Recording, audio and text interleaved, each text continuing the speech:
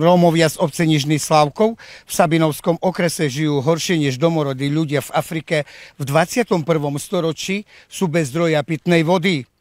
Tvrdia, že starosta obce sa o nich nezaujíma.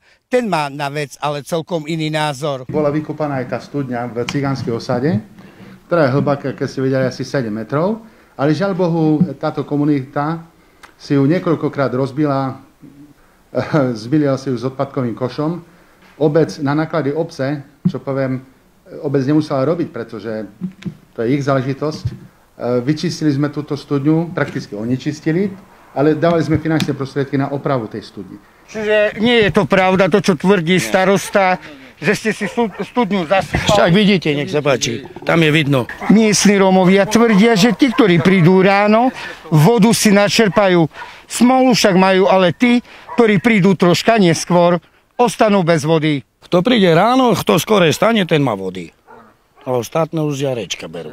Neviem, či ste boli tam, sa pozrieť, odkiaľ bereme. Lebo tu už odešlo nám spodok a chceli sme sa zložiť, bo niekedy bolo na pumpe. Normálne sa ťahalo. Lenže v zime nám odešlo, bo dali tam teplej vody, bo už bolo zamrznuté. No a puklo, utesnenie, no tak tu jeden taký starší pán zobral a opravuje. V danej obci Rómovia nemajú prístup k vodnému zdroju. Viac než 70 rokov musia piť vodu z miestneho potoka. Najviac trpia matky a deti, ktoré sú pravidelne chorľavé. Говорила докторка, že kvôli čemu má to tie bacily. Говорила докторка, že je zo vody. Že говорила, že skádzi to tú vodu bereme my. Ja som говорила, zo zjarku bereme. A ešte špinavá voda, všetko stamadzi ide.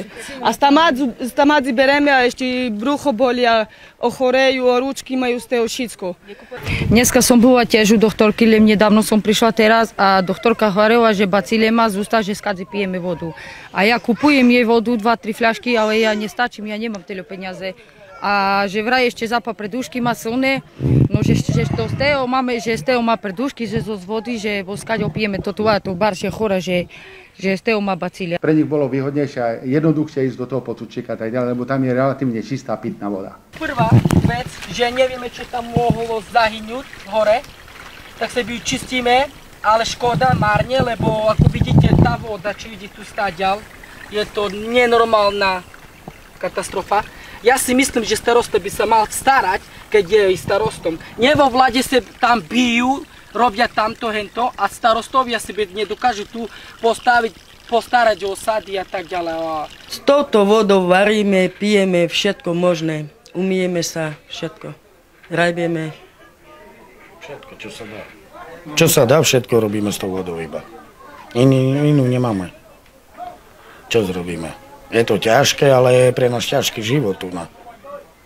To sa nedá. Inde majú sa okolko lepšie a tu my v Slavkove vôbec nič nemáme. Ani vodu, ani však vidíte, ako žijeme. Poradné bývanie, keď chceme sa umývať, musíme deti poslať von a umýjeme sa v tých bodvanočkách. Bo inakšie sa to nedá. 72-ročný invalidný dôchodca pán Hangur Badžo má vodu iba vtedy, keď naprší. Skade máte vodu? Jak páda dýč, tam z toho pijeme vodu. A to je dobrá voda? Dá, čo to robím? Koľko máte rokov? Ja 72.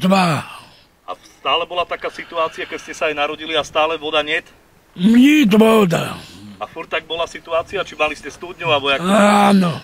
Mali ste niekedy studňu? Tak studňa je, ale vody niet. Bez vody sme. No a keď neprší, skadi máte vodu? Tam... Neviem. Z potoka? Ta bereme z potoka, no deti pošilame.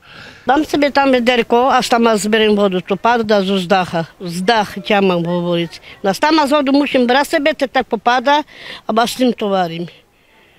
No. A bereme z potoka, tam všetko brúdno, všetko vzdach. Však môžete sa tam skoknúť, aká to je tam voda. Však to až sa nedá napiť sa. No. A ešte tak izeme sebe na vodu, tam hore, kde starosta bývajú, pán starosta. Tam musím, kde som dávať po 20, po 30 centí, co mi doniesie vodu.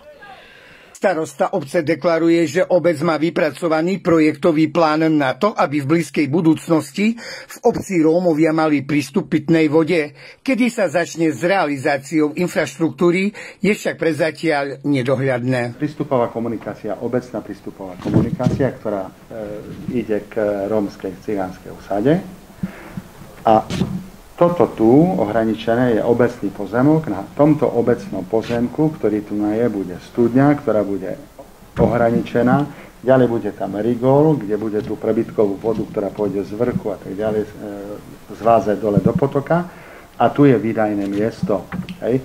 Pripojka elektrické energie a kamerový systém na túto studňu. V 76. roku pôdu zobrali do štátnych majetkov. Dovtedy tu bolo súkromné hospodárenie a tým prakticky ten vzťah k tej pôde je celkom iný. Aj to rozdrobenie, aj to všetko je také trieštené, že ak chcete aj teraz tu vysporiadať nejaké pozemky v obci, poviem, že niekto si chce vysporiadať, tak je to dlhotrvajúci proces, kým všetkých tých vlastníkov, majiteľov, tie čiastočky dá dokopy a podobne. Z Nižného Slavkova redakcia spravodajstva a Erik Hilár Lakatošovie pre STV.